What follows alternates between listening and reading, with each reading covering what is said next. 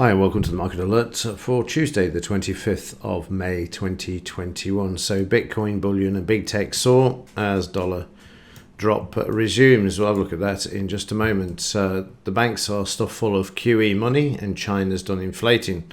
So buy the dip. You can work out what the F is in that. Buy all the things, as it says in the graphic there. Well, it seemed to work yesterday because the implied volatility has dropped to 1410 on the Dow. So the risk to the downside seems to have disappeared once more.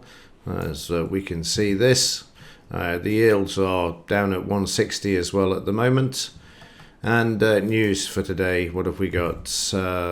German IFO business climate and consumer confidence. Now, yesterday was a bank holiday in Germany, which didn't show up here, but it was in the software, which of course aided the German DAX in moving to the all-time highs yesterday. So let's just have a quick look at this. So we discussed this yesterday, and we've also discussed the volatility, but you can see here that yesterday the DAX putting in that new all-time high. Look at this in more detail in just a moment. So the new all-time high now is 15,589. We went through the 89 quite comfortably yesterday morning as the futures market opened, and then the cash market at 8 a.m. So we can remove this, and we can remove this high here also. Now, one thing you want to be aware of is if you go back and have a look at all of the new highs that are made, obviously you have to just go and have a look to the left, see where there's a new all-time high. Have a look what happens thereafter. I mean, there we haven't got one. There we have one as well. So if I just draw a line across there, you can see next day the market moves lower. Except in situations where you've got this driving here. And again, it's easy to spot because prices fail to close below the 5-bar moving average. But you will see some sort of profit taking coming into the market. If you go back and have a look where you've got new highs, you will see there is some form of profit taking that follows all the market trading sideways. The question is, what have we got to keep the market moving to the upside? It doesn't really matter because for the last 13 years we're up to now, it's just a matter, as we saw in this headline, the banks are stuffed full of QE, and it'll eventually find its way into the market. So at the moment we can see that the DAX is wanting to take out yesterday's high. So let's have a look at that in a bit more detail. And also let's look at what happened during yesterday. Now, you recall I placed this line on the chart, which was the all-time high prior to yesterday's all-time high that I marked up, so we could see where it would, where the market was in relation to the 2-minute chart. So first off, we see the DAX moving higher in the futures market when that kicks off at 7 a.m. comes back, and then it's just straight up, and we immediately take this on and trade up to the R2. And the market then stops, which you can see they've got the profit taking coming in.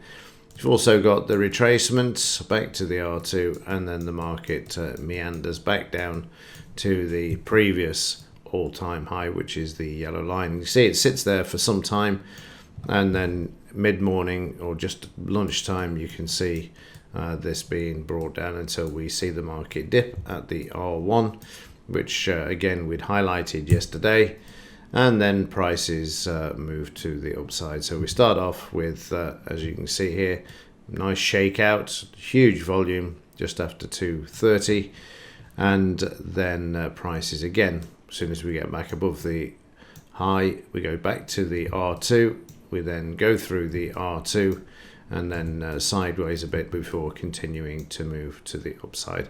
No surprise or whatsoever. This is what we spoke about yesterday. So overnight prices have seen a bit of a pullback, as we can see here. Yesterday's close, the markets had a bit of a shakeout to the DP level and the previous all-time high. The market is attempting to get back above the 200 MA early hours, and you can see it has now achieved this, and this is not just any high, this is the all-time high, as it's yesterday's high when the market put in that new all-time high. So we need to see this taken out.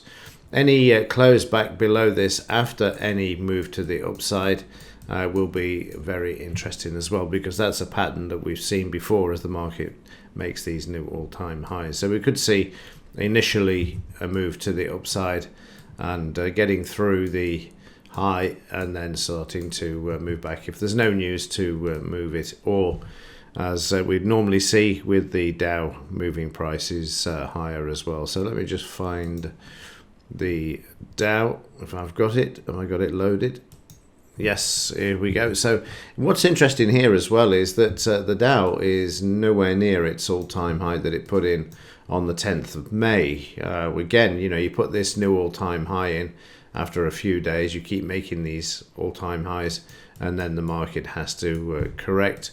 We saw the market rally back. We've seen it come back to 78, and we've got through the 89 and the 62 from the main swing here, from this high to low, and then this low to this high also projected back. Sorry, this high to this low projected back. So there's sort of a confluence there of fibs, and the market's trading through both of these. So I'm just going to redraw a couple of things here for the Dow. The first thing is this high that we have here needs to be taken out, because this is where the market actually retraced back down to this area. So we need to take this out for starters. That's got to go, the 34,486. And I'm just going to redraw in this high to this low, because I just managed to delete both lots. So I'm just get rid of this. So we need to stay above this, and this is also going to be interesting. Certainly in this morning session, we need to take this out convincingly, and if not, we could see a bit more of a correction. But it's interesting that the Dow is not sitting at those all-time highs. It's normally the Dow leading the all-time high moves, not the German DAX. So again, just an observation there for you. Meanwhile, in the metals, well, this is going to be very interesting today, because it is the options expiration. I'm just trying to grab the chart. And I'll put it politely, the bankers are already moving silver lower. That's because it's options expiration, and for the last two occasions that they've done this, they've slammed the price of silver to the downside, so that the options that they've sold, they can collect the full premium on. It's happened, like I say, on the last three occasions. And what's even more galling is that if you have a look at the dollar, it's actually moving lower too. So you can see the manipulation is already in progress with regards to today's silver smash to the downside. And there you go. This has just happened in the last 5 minutes of me recording, taken to the low there. So as the options are being moved lower, the price of silver is being manipulated lower. This is so that the banks can trouser all of the premiums that they wrote on the options.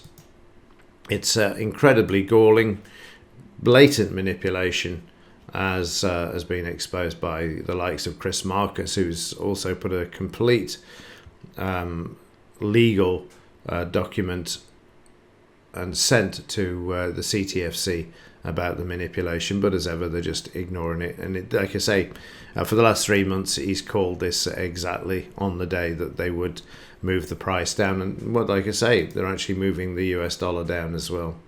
They're both going down, and they should be opposite one another. So be prepared for the opportunity to buy back or buy some silver today, as they intend to slam the price until we get past the options expiry time, which I don't know when that's going to be. Might be the end of the day for the COMEX, or it might just be the first hour.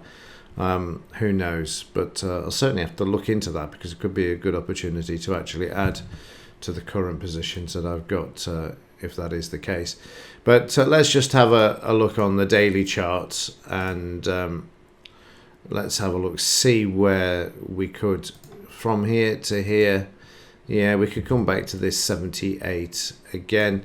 There's another one here where you could actually do, but it means just drawing it off the one bar. and that's just 2 clicks at the bottom of this bar. Again, it brings you more or less to the same place, but you can see already that the hammer's on as far as this is concerned.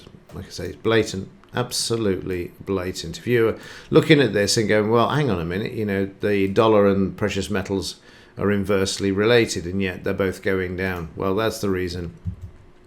It's that time in the option expiration month when it's time to monkey hammer silver and move it lower there. So watch for this area, the 20 bar moving average, and the low of Friday's price bar. So they're determined to keep the price below 27.50 and also more importantly the $28, because they've probably written lots of options at this level just to trouser the money. So they've been writing the calls, and what you do is you move the prices lower, the calls lose their value, and you end up pocketing the profits. In other metals, gold obviously is going to be led lower with the silver, as you can see there. Too is also trading below the 5 bar moving average at the moment. And monthly gold still moving to the upside. Again, still a lot of volume for May. And once we've got the expiration out of the way, we'll be able to resume to the upside. They won't have any choice because of the demand. Here is the monthly silver. You can see we've been sideways now for a long time in this trading range, and we need to take out these highs that we've got here. It's always great to have a look at the longer term picture of prices. Just drag this one out so we can see that's at $30. So definitely $30 needs to be taken out. That was the 2nd of February, and look where we are now. We're nearly towards the end of May. That's how sideways we've been in these markets, but even so, right back to last year here where we've got the August move. But the good thing is seasonally the metals move up through the sort of June, July, August time as well. So there is something to look forward to there if they allow it, of course. So there you go, and that's the weekly chart of silver, and you can see it's stuck in a sideways range there, but hopefully it'll continue to make these sort of rising lows. But it's had a good run for the last few weeks. They've allowed it to move, which is very generous of them.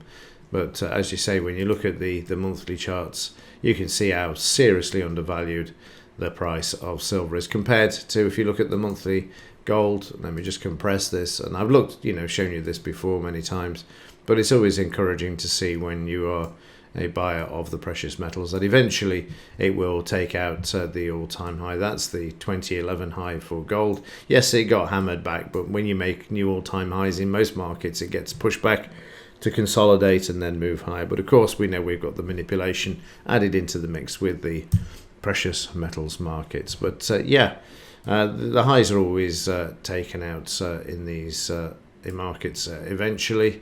I don't know if this goes back far enough. No, it only goes back to 2000.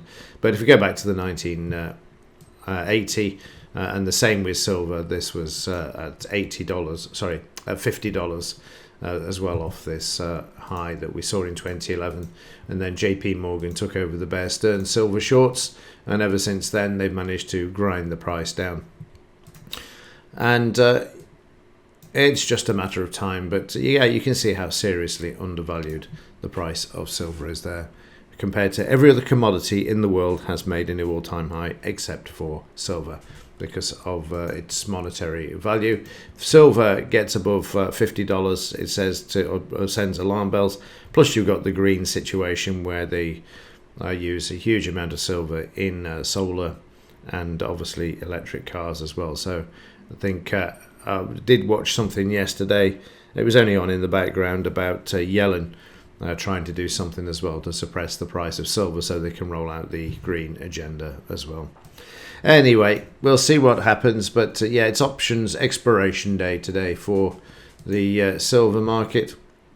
Finding support at the low today, but expect it to be crushed because that's what's happened on the last two occasions. And of course, now I've said that, it won't. This will be the low for the day and the market will turn around and move back up. But there you go. Okay, that's it for this one. If there is anything else to report, I'll let you know. But other than that, as ever, thanks for watching. See you in the next one.